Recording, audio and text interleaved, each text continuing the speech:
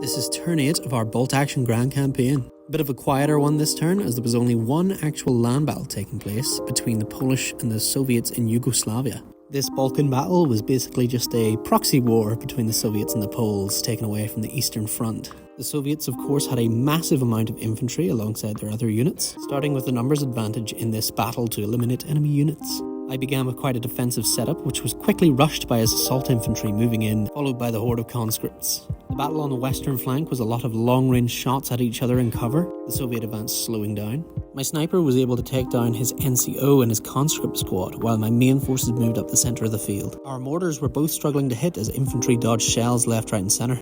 But sadly, the machine gun in his truck was able to take out my mortar team. Then my sniper was taken out by a flamethrower, meaning I'd already lost 2 units at this point.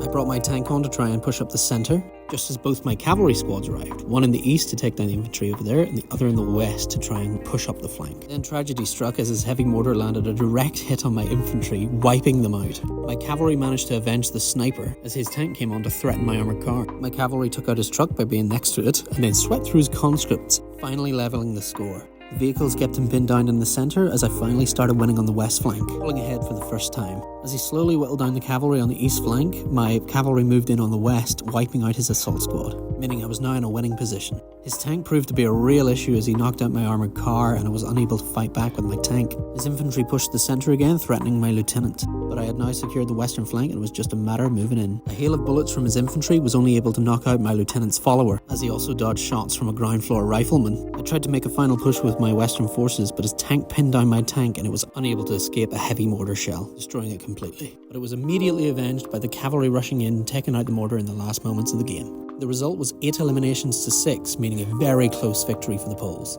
It was a very brutal game with heavy casualties on both sides, basically making it a Pyrrhic victory, but a victory nonetheless.